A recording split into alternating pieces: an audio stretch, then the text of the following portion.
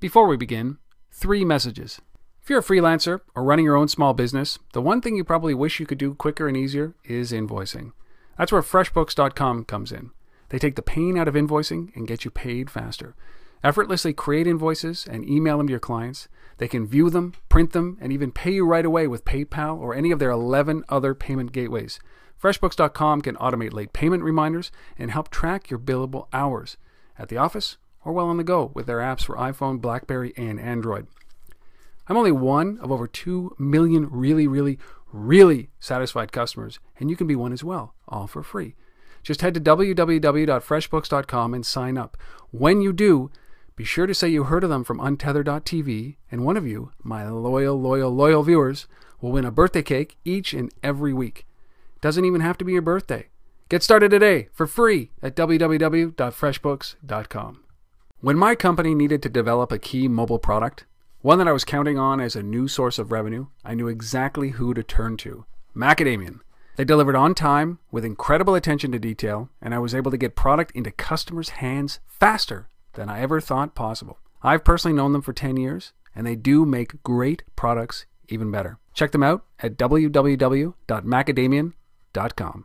Here's a riddle. How do you build native cross-platform mobile applications quickly without having to rewrite code and hire consultants at a huge cost? Titanium from Appcelerator. Called the easy button for mobile application development, it allows you to focus more on what's important, getting product out the door. Join the more than 1.5 million active developers who have created over 13,000 apps at www.appcelerator.com.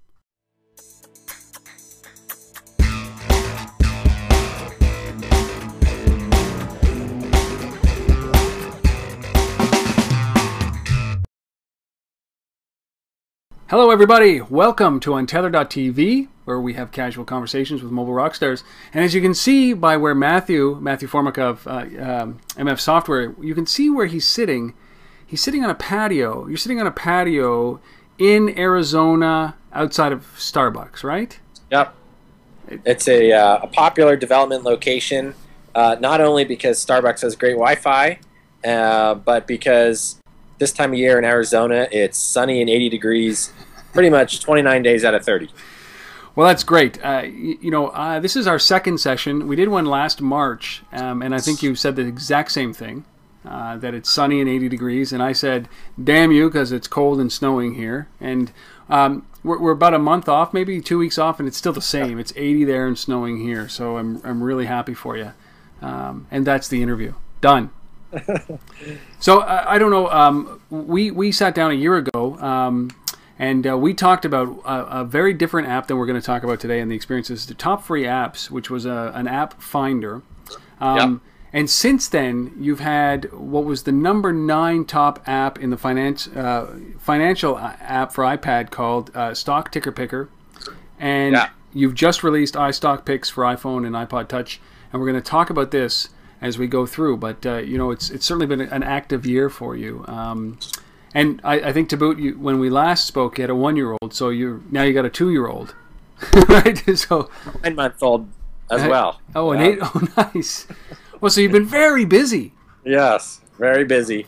Wow, that's quite the year. Probably contributes to the fact that this is the first. iStockPicks is the first app I've launched since we've talked last. What I've spent the last year doing has been perfecting and tweaking the apps I had already written. Yeah. And of course the iPad came out since we last spoke. And so I've been experimenting across different categories, top rated apps being more of a general lifestyle app, and Stock Ticker Picker being an app that had been relatively successful before that in terms of stock tracking. But really the launch of the iPad caused the app to take off. I think it was in part because I was one of the first main finance apps to market on iPad. So there was a dearth of competition, at least for a while. Kind of helped me get an initial lead over the competition, taking that app universal. And interestingly enough, I discovered something else, which is that the users, my buyers of Stock Ticker Picker, tended to be less concerned about price than I thought they were. unlike maybe your average teenager buying a 99-cent game, someone who's buying an app for stock tracking and technical analysis tends to have more money in their pocket to start with. Yeah. They're looking for a professional tool, not something to whittle away a few minutes in the grocery line. And so because I was able to release it both for iPad and iPhone, and then spend much of the past year adding features to that app, I basically gradually ramped up the price to $14.99, which is pretty spicy. It is. It crosses that 99-cent threshold. Certainly, but the number of sales per day went down, but total revenue went way up. And as you pointed out, it was the on iPad the 9th highest grossing finance app for 2010. So it took me a long time to get to actually releasing a new app because I was putting all my efforts into existing apps. It's really interesting that you say that. Is that I know a lot of companies that when the iPad came out, I was doing some work with some companies and working with them on launching products early on in the iPad's existence, and they always used to say, well, we'll just do HD graphics, and we'll go from 99 cents to $4.99 just because it's the iPad, right? No incremental value other than it's bigger. It looks a little bit better. But really, the early days were about jacking the price just because it was an iPad. There was a little bit of work that needed to be done, but no logic changes, in some of these applications. But you took a different tack, which was really interesting. You said, listen, you know what? You're absolutely right.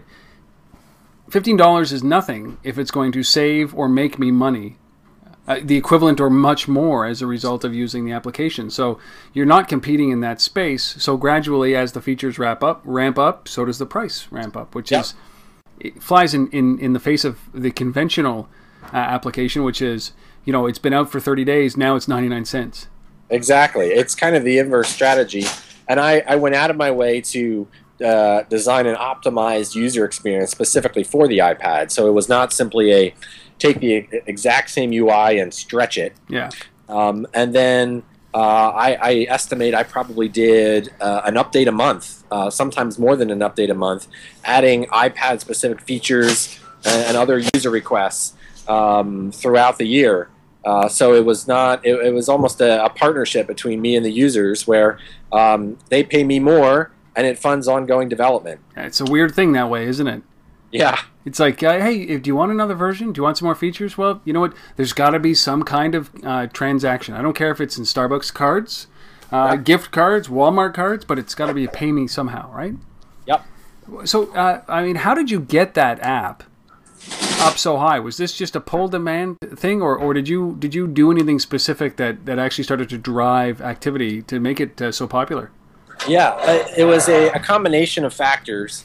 I never was featured by Apple per se, except in the year-end iTunes Rewind that they do, where they highlight the top 10 apps in each category from the year. And, of course, I was number 9, so I was on that list.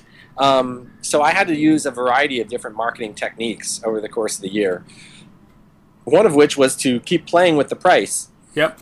Because typically with a higher priced app, I'm going to be lower in the paid rankings, but in the top grossing rankings, I'm going to be higher. Yeah. So I spent a lot of the time, of course, in the top 10 in top grossing, and as I tweaked the price, I found sweet spots that would push me to number 4, number 2, even very briefly number 1 top grossing finance app on iPad.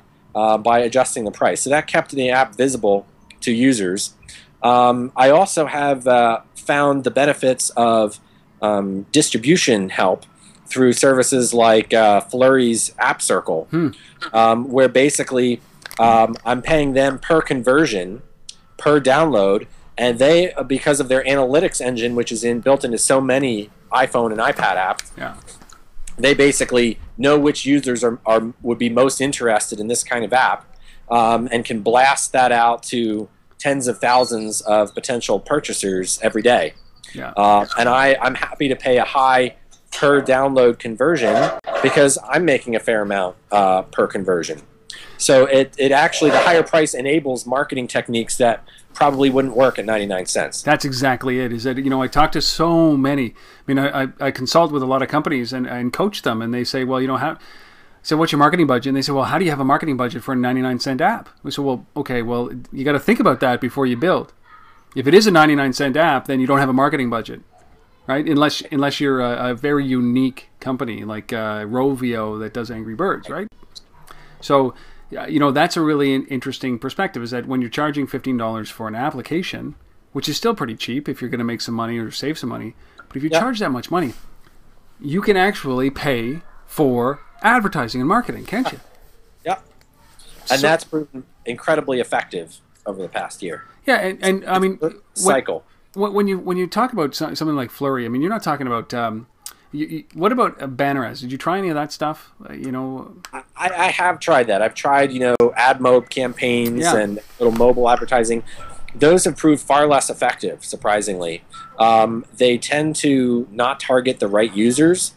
And maybe if I were a mega corporation, I would be able to run 50 different versions of an ad and see which one had the highest conversion rates and then optimize from there. But I'm one guy, so with a few part-time contractors that work for me. And so I haven't had the time or the bandwidth to pursue kind of those low-value add sorts of marketing approaches. So a pay-per-conversion is much more effective for me. I've also dabbled in some social networking, some Twitter outreach. Yep. Frankly, I'm not really all that good at it, but I'm getting better. And I'm gradually building up followers who are interested in what I have to say and want to follow MFSoftware on Twitter. So talk about that. Is that it's really interesting because lost in a lot of this around marketing is traditional marketing, and I'm not saying traditional as in print advertising or traditional, but traditional to me is now social media as opposed to just doing everything via mobile.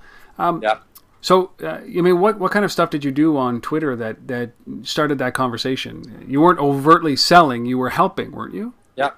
Yeah, and I read an interesting book on marketing via Twitter that pointed out what you just said, but it suggested as a starting point basically finding where the conversations are already happening and start following people who are already active in the space that you want to be active in.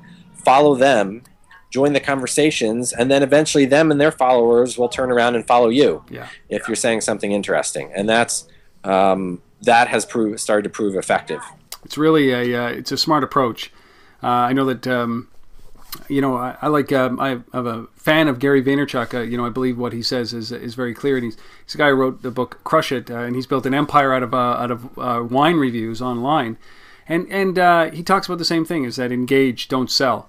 If people are asking for advice, answer with advice. Don't say, "Oh, if you buy my software, then you can do that." Answer with something that's tactical. Create a relationship with them, and they'll start to rely on you. And if the content is good, they'll follow up with you, right? Yeah. And the other interesting thing is how much the game has shifted from years back. For a while, I also had an email subscription list available for users to sign up on. Nobody ever signed up. Users who download iPhone apps don't care about email subscription lists anymore, right. It would seem.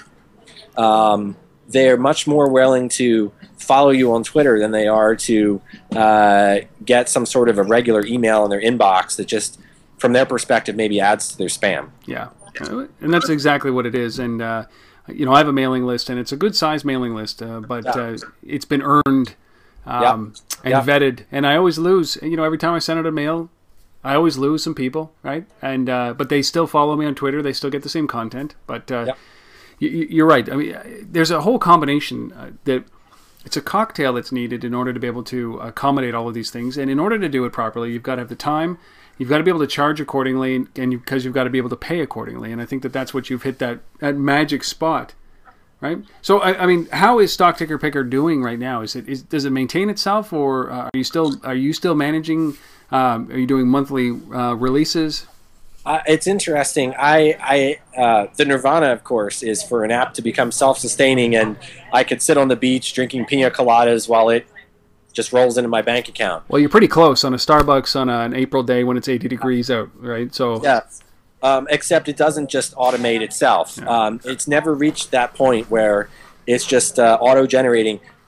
I should say I can go on vacation for a week and the ball keeps rolling. Yeah. For sure. But certainly I get a couple customer support emails a day that need following up on.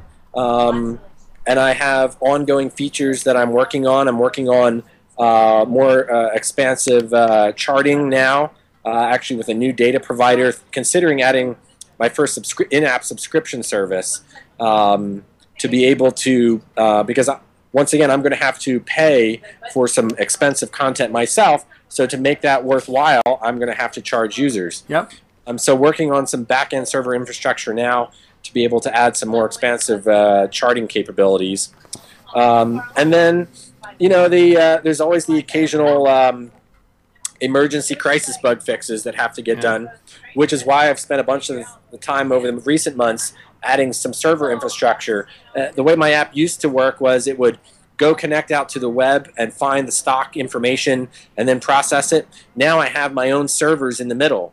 All my apps connect to my server, which then connects out to the web, so that I can basically adjust things on my server in the middle without having to push a new copy of the app through Apple with their long review process. And I can essentially have, you know, almost instant turnarounds of data tweaks and bug fixes. That's great. Which adds to the customer experience. Well, it's like, you know, your product's matured, right? And the technology behind it has as well, as it's scaled very effectively as you have, right? Yeah. And I think that's a sign of a good product. And I mean, you used to do you used to help developers get into the App Store, didn't you? Or I used to work at Apple, and I was in developer relations, helping developers write software. So now you're on the other side, right? Now you see their frustration. I'm actually, this year, for the first time in June, I'll be going to Apple's Worldwide Developer Conference, not in the position of running the conference. That's nice. Which is what I used to do when I was at Apple. Now I'm going to be in the position of a developer. Yep. So that will be a fun time. And you got a ticket, and it sold out in like, what, 7 minutes? It sold out in 10 hours, and I got mine in the first hour because I figured that would happen. That's great. It's more popular than a... actually, I think Bruce Springsteen has sold out a concert faster than that. So he's still up on Apple, right? He's got a bigger fan base. Yeah. So StockTicker, the 9th grossing finance app, iPad app of 2010. I'm going to ask you a blunt question. Does that make you a living at this point, or are you still doing this as a part-time? It's still part-time. I will say it's a pretty good 5-figure income.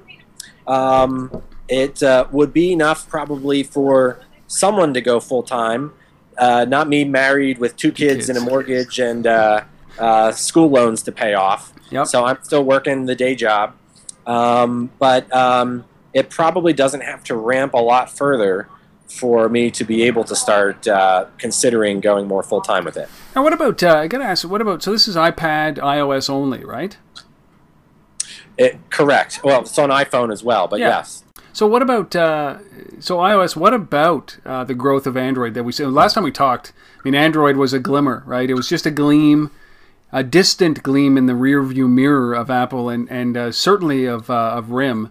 But what a difference a year makes, right? Have you changed your tune on looking at multiple platforms? There's a cost, obviously, associated with it. For sure. And certainly, so my day job, I work at Intel. Yeah. And as part of that job in their software and services group, I actually actively scan the market to see what operating systems are rising fast and what their relative shares are, and even make projections as to their financial success over the next few years. And the numbers don't lie. Android's getting very big. Yep. But it seems like it's largely a scale play right now. Yep. And it would seem that high-cost apps like mine are probably still not well-suited for Android. The apps that are doing well are free apps that are monetized by advertising, and 99-cent apps, relatively less expensive apps. If you look at statistics, it will show that a lower percentage of downloads via the Android marketplace are paid in general. So it's big, but I'm still waiting a little show me the money going on in terms of when it will be able to support niches that are more exclusive, more high price, that meet a particular need of a certain kind of user. Yeah, I mean, I know that they just last week they launched the in-app purchasing capability in their store. One of the things that they're facing as well is fragmentation, and I mean, even with Amazon just launching their own Android store, it's kind of like, well, it's an interesting play what's going on in Android. So yeah, I'd say that it's growing, but the challenge now is revenue generation. But it'll be here. I think that if we actually sit down and speak again in 6 months, I think your tune will have changed. You'll be like, okay, listen, we're going to start looking at converting it into Android, because now there is a market opportunity. The other thing I'm actually looking at right now is the Mac App Store. Yeah. Because that's a desktop platform can support higher cost apps. Yep. That market's still relatively young, but especially when Mac and Lion comes out, and it will get mass distribution on a lot of machines. Yep. And I think there's going to be some opportunities there as well. Isn't it funny that the desktop app store is young? It's what we've been using it since Windows or the first version of the Mac OS, for 30 years. Yeah. But Apple somehow convinced us that this is new. Yeah. I love it. I love it. It's great. I've got a new part of my day now, which is to go to this other new icon and browse around to see what's out there. Exactly. And it's so well done. I mean, it's just like Apple does it so well. So so what about the top free apps? Is that just, what are you doing with that? Is that did that ever move for you, or is it? Yeah, it's interesting that it kind of plateaued and then petered out, and now is kind of running at a kind of a low hum. And what I've tried to do, since I'm now up at a fair number of apps, I guess probably at least half a dozen, if not close to a dozen by now, I've had to start focusing my time. Yeah. And so apps that, cap out at a certain revenue rate per day, I put them on ice. I do bug fixes, but I'm not going to keep adding new features if I'm not going to see an ROI for that. Right. So, apps, I've got my Rate Watch app, which gets a fair number of downloads, yep. generates decent money per day, but certainly not at the level of Stock Ticker Picker. Top rated apps is the same way. And I figure if I build up a stable of those, collectively there'll be a significant amount of money, but it just doesn't pay to keep pouring resources and time into adding to those apps at this point. People hunt, especially in the app space, for a niche that they can not exploit, but go deep into, charge an according price that's according to the value that people are getting from it, and then stay in that niche. And people hunt for those, and it seems like you've got one when it comes to the financial apps. Yep. Yeah, and I wonder. Lately I've started thinking about synergies. I've read some stories online. If you look at the at some of the other apps that have rose to prominence lately in the photo sharing space, they will sometimes get collections of apps in the same genre and then cross-promote them. So a new one comes out and they use their existing apps to cross-promote. Yep. And so I've started thinking about that strategy and wondering if it would work in the finance space as well, in terms of cross-promotion. And time will tell, but I'm intrigued by that new avenue of marketing. Well, it just seems like there's clusters happening here, because around South by Southwest it was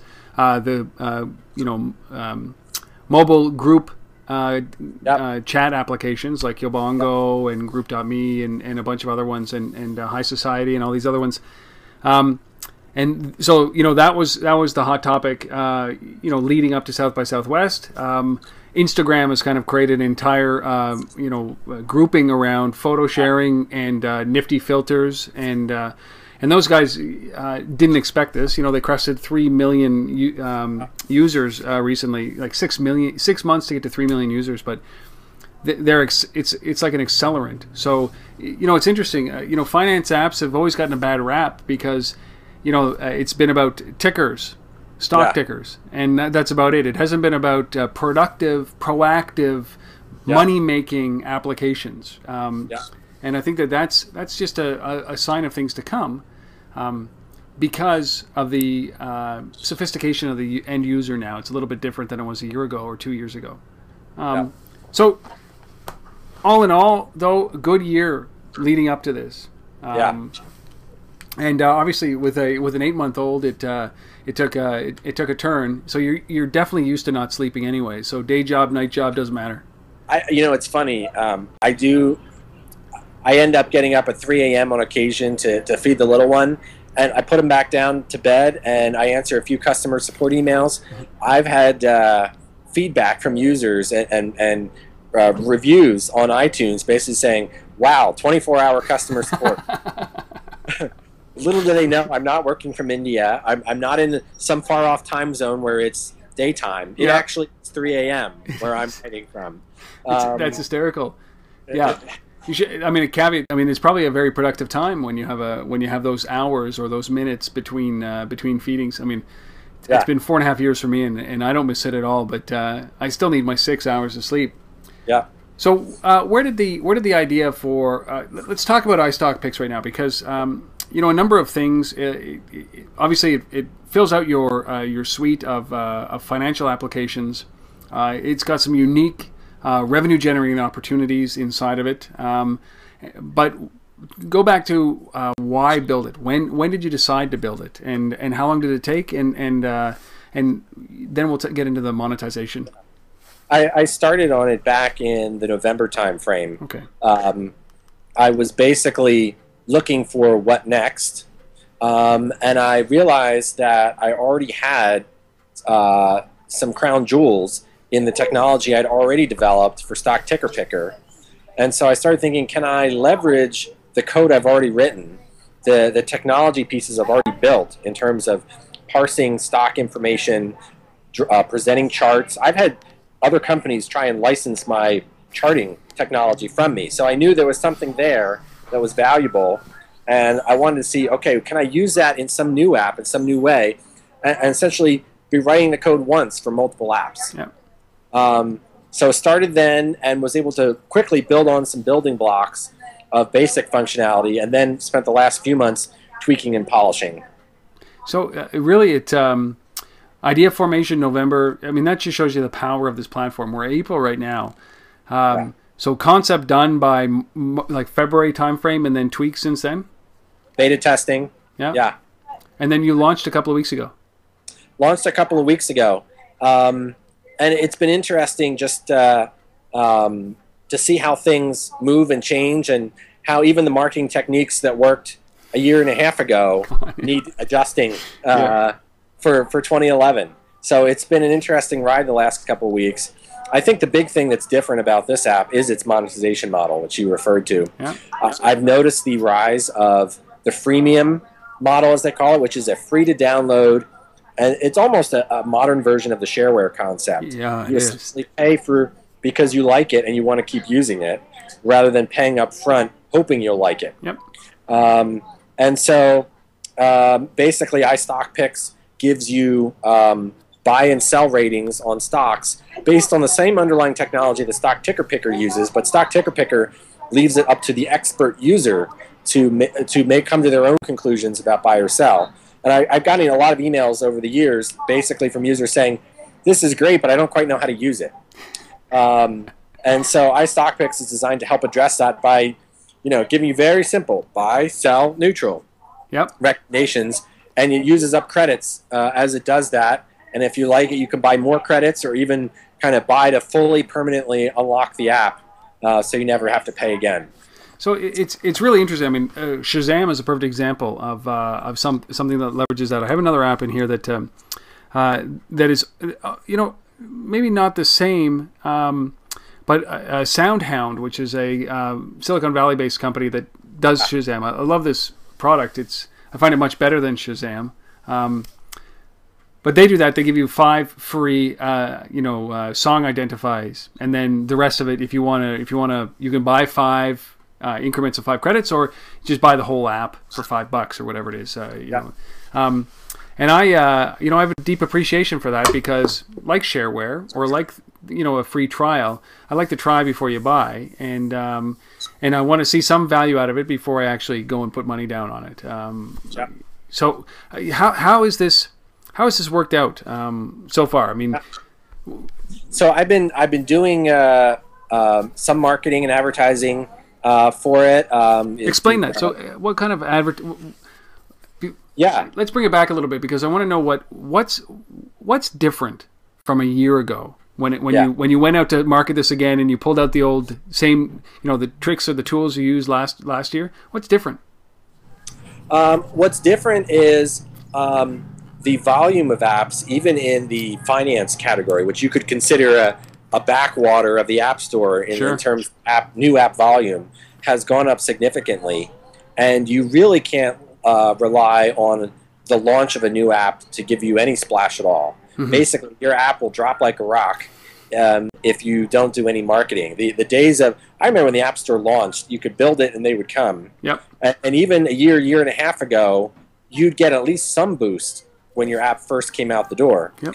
Now I saw virtually nothing in terms of you put the app out there and what's first day downloads. You expect a pop, but there was no pop. Wow. And I had already planned a marketing campaign, and so I wasn't terribly concerned. But I just said, interesting. Different world. Different world. I've used one thing I did that has worked in the past, but hasn't worked so well this time is the video review. Yeah.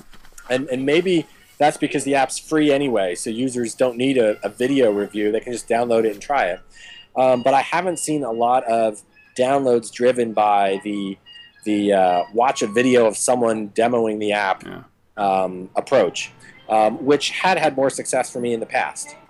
That's interesting. I mean, when we talked last year, there was probably about 125 or 150,000 apps. It was still very crowded, and I think we were talking about the fact that it was very crowded at that point. So, flash forward a year, there's probably 350,000 to 400,000 apps in the App Store, and plus all the other noise from all the other apps, platforms. So this is a different landscape. It's a very different landscape.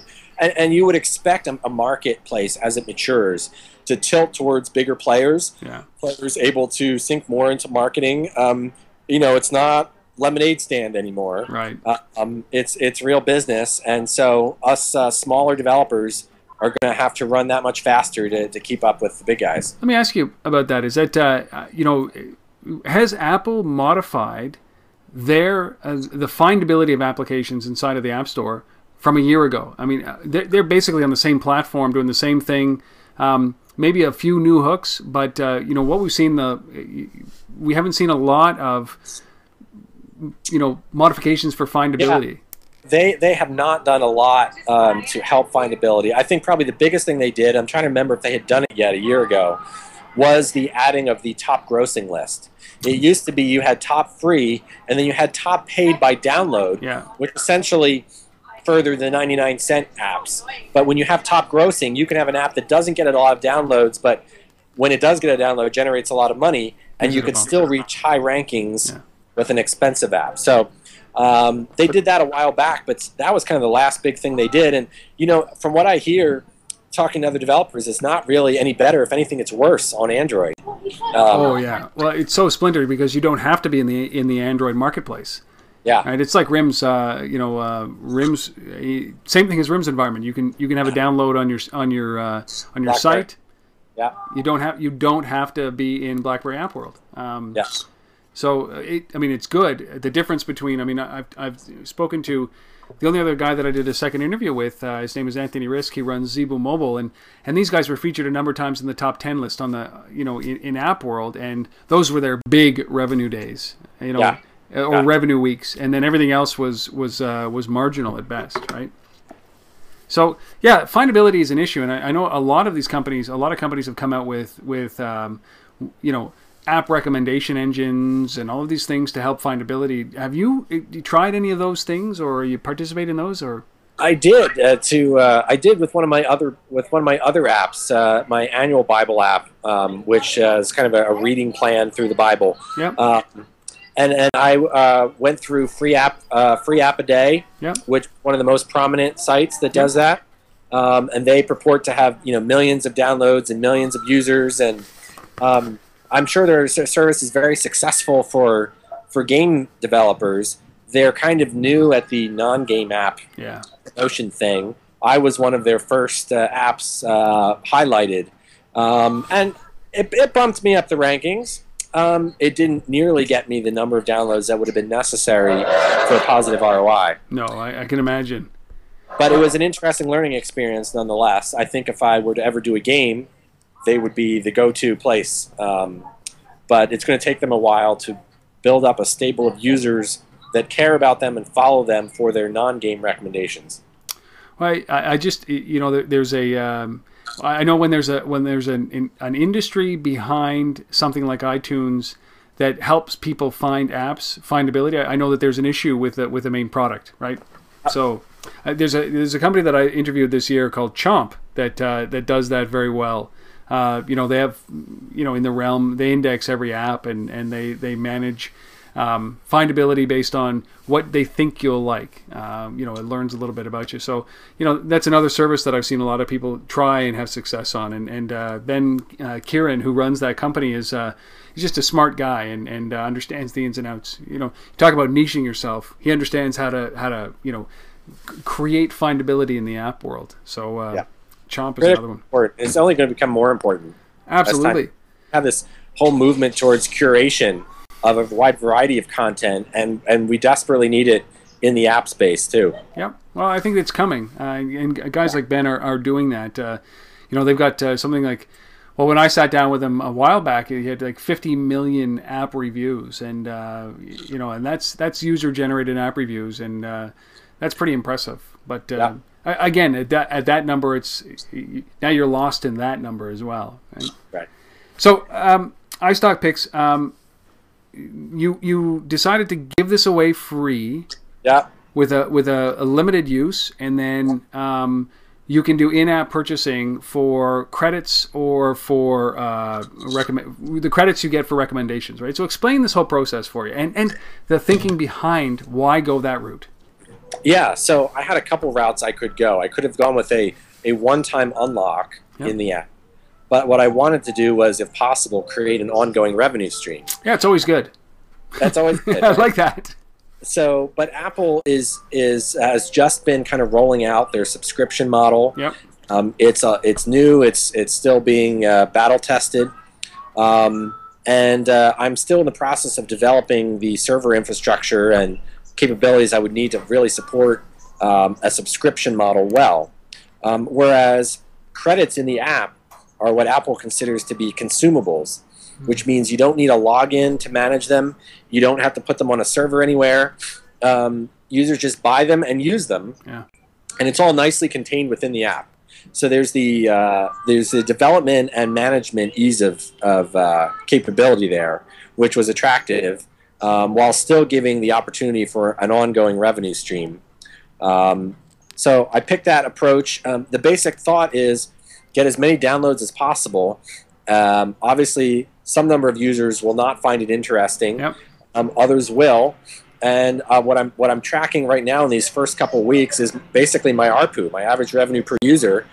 Once I can dial in on that more accurately, then I can understand essentially what my cost of acquisition per user can be. So I'm doing little test marketing campaigns through Flurry and other avenues to basically experiment with, get a bunch of users, see how they use it and what their feedback is and what their spend is, and then tweak my campaigns and go to the next step. If I was Zynga, right, I could just dump $1 million and yeah, sure, I'll get a lot of users. I don't have that kind of budget, so I'm kind of going step by step, and there's not really any other app in the finance space that takes this monetization model. So at the moment, it's kind of a greenfield. So I mean, what was the reaction when you came out with an app like this that ultimately charged for people to use it? I've found users to be very supportive of the approach, and surprisingly, the highest in-app purchase count has gone to the most expensive unlock the whole thing. So I'm actually also playing with the number of credits you get at each price tier, because in some ways I'd almost rather they not unlock the whole thing. I'd rather they buy something lesser and then keep rebuying over and over again. So I need to add more credits to the other price packages to make them enticing enough that users will forego a one-time permanent unlock. So that's another thing I'm tweaking to the whole strategy. It is such a science, isn't it? Is that you really don't know what to expect, so you throw it out there, and you the greatest thing about this is adjusting is easy, right? You know, you don't want to do it too often and too onerous on the end user, because then they just get turned off and don't do anything about it. You know, that's what's so great about this industry, is that you can do these things, you can play around, and new business models are arriving, you know, often, quarterly, daily, monthly. It doesn't matter. You can invent new business models. So obviously people are buying into this. Yeah. I've had almost 5,000 downloads to date, and like I say, I'm still testing the price tiers and the number of credits and which marketing avenues work best for this kind of an app. Yep. So I'm not trying to go high scale volume yet, but I've been happy so far with the success, and I'm going to keep tweaking things over the next couple of weeks before trying to go for more scale. And then you so 5,000 downloads. And the feedback's been good. People have actually started buying credits. They're using this as a productive tool. What do you hope that people do with this? Is that, I mean, ultimately, you know, you'd want them, when you do a buy recommendation, to buy and succeed, and then come back to you and say, you know, this thing made me thousands of dollars. Yes, and I for sure. And what I also hope is that they'll do as they've started to do, which is email me more feature suggestions. Yeah. It's almost like an extended beta test or a round 2 beta test. The app works, but you know, their users are going to want things like Twitter integration. I recently realized, you know, I should really allow them to post the fact that they got a recommendation and they're acting on it to their friends. So that's probably a feature I'll add shortly. And as users get engaged, they have good feedback and good ideas for what they want to do with it, and I try and respond to that. It's funny. You should do like a. I'm sure that the FCC would not like this, but you do a stock swarm, right? Where you convince 19 or 20 of your or 200 of your friends to buy stock at the same time, and then you get a badge, the stock swarm. Bum, bum, bum, yeah, right? Yeah. I need achievements or something in the app. Absolutely. Like, hey, you made $1 million. Right. Or had you taken my recommendations, you would have made $1 million, right? Yeah. I mean, it's something that's interesting, because when you, you know, I asked you this question, I think, a year ago, which was literally, I mean, do you charge for all your apps? And is your goal every single time you release an application to generate revenue? And I think your answer was, yeah. I mean, I'd like to make this into a full-time living. I'd like to do this as a job. And, you know, maybe this is the way. Sustained income over a long period of time, where it's measurable. You know, you can literally, you know, count on income because of recurring credit buys is something that really is attractive. It's like rent. Yeah. And virtual goods like this are obviously dominant, like as you mentioned, Zynga and a whole bunch of other companies that are doing this right now. But they, you know, do you ever look at this and say, okay, so now that I'm, you know, maybe in 6 months I've got this done, this one product. Now what's next, and how can I replicate that going forward? I do, and I email whenever I have an app idea to write. I basically email it to myself, so that when I feel like, okay, my current apps are stable, I pull out my list of ideas and say, okay, what's most promising given the state of the market now? So it's hard to predict what kind of app I would write next. As I mentioned, I've been thinking about kind of the synergies of having a collection, a stable of finance apps. But, you know, there's certainly more scale to be had from a lifestyle app or an entertainment app, a social networking app. So, but it's harder to play with the big boys in those spaces as well. I was going to say, do you worry if you go into that in a different direction, that you kind of lose that the niche, right? So that people are following you on Twitter, they're asking you questions, and then you come out with like, hey, a game, right? Yeah. Like you know, a bubble popper game. It kind of, do you think that ditches your credibility pretty quickly? I think it would definitely have the risk of doing that, and I'd almost have to you know, play big company and start a sub brand or a sub label or something to help compensate for that. There's definitely that risk. Well, you know what? I was just thinking out loud, and certainly what you're doing is in the stock ticker space. I mean, when I was in high school and university, I took economics classes, and in every one of those courses that I took, there was always a stock, part of it. And I volunteer for a program called JA Titan, where we go in and basically it's a digitized lemonade stand, right? It's all over the web. A great idea would be a game, a stock picker game that these schools would leverage in order to be able to teach them how to pick stocks and manage a portfolio. Because when these guys graduate, this is the way that they're going to be doing it. They're not going to be doing it the same way, calling a broker, right? They're going to be picking up their iPad and they're going to be like, okay, done, right?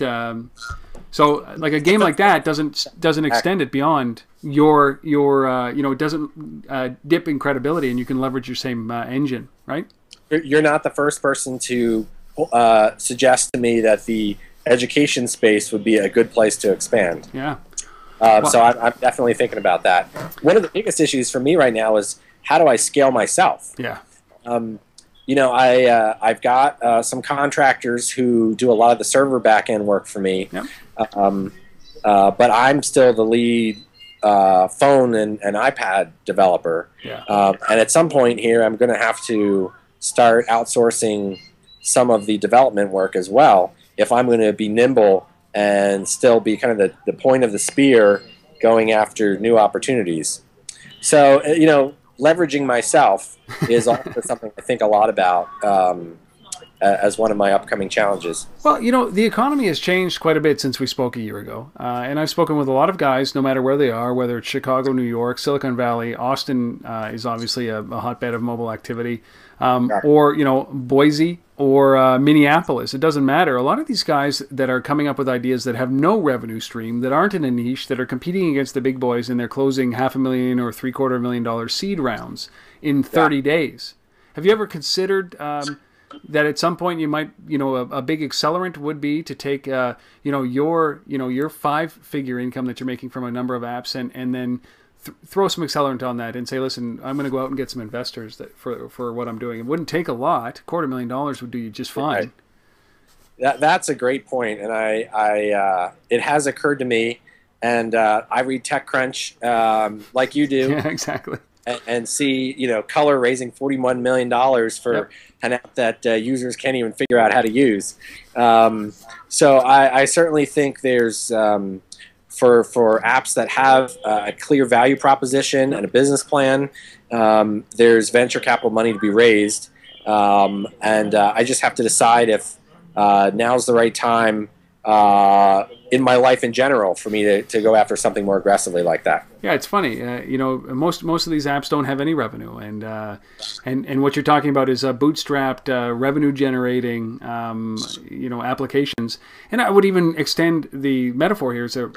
It's not really an application. What you're building is a platform, and the platform is leveraged across multiple applications with multiple uses, and really adding tremendous value. I think that the first guy that you make a buy recommendation to, that he goes off and makes some money off of it, and he comes back and says, "Hey, I made a lot of money." I think that's clear validation for you beyond revenue generating, and I think that there's some IP there that people would invest in. Yeah, that's just an opinion. No, that's helpful. Well, yeah, I mean, even Intel has a venture arm, don't they? They do. Yeah, they do. A little nepotism. Yeah. But when you talk about this whole process, if you just kind of look back and say, what have you learned over the last year? I mean, you were one of the first guys out with an app when the App Store was launched.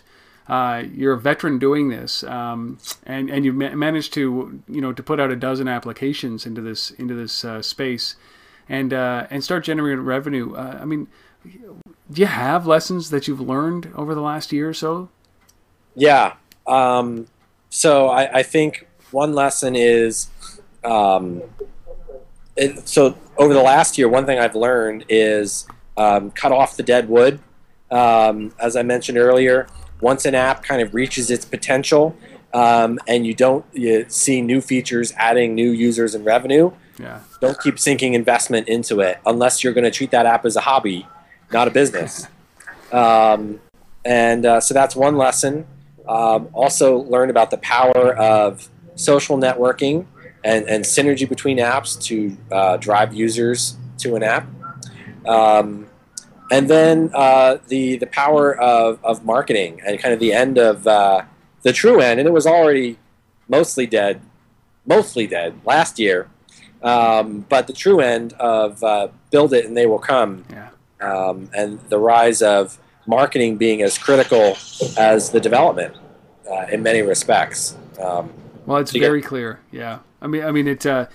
And this is just going to evolve because we're going to get into splintered, as multiple operating systems really dominate, as they are, you're going to get into that thing about how do you actually build a cross-platform strategy that enables, and where you can actually split the revenue, but you also have to split the cost of generating revenue, and that's a tough thing to do when on multiple platforms.